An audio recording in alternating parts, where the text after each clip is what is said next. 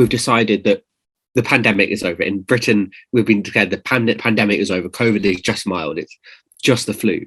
And I think the reality is far more complex than that. And I think that understanding that COVID is mild is based solely on how a healthy young individual will experience Omicron. The idea that COVID is just the flu, I think, is a almost purely political construct.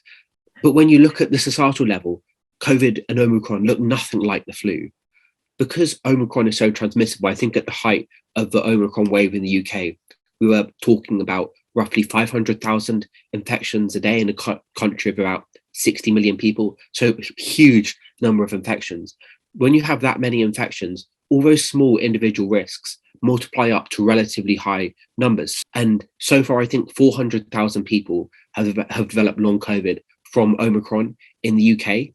So this purportedly mild variant that has led government to declare that the pandemic is over has caused a really catastrophic wave of chronic illness for which we have no treatment or cure at the moment. And then you also have to think about the societal impacts of long COVID.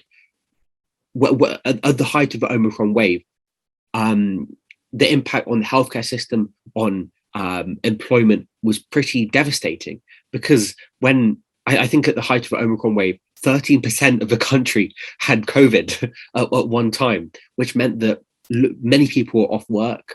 Many people in key sectors like the health sector were off work. So you not only had lots of people more ill, but you had lots of doctors and nurses off sick. And so Omicron at the societal level causes a huge amount of disruption, devastation, which is nothing like the flu.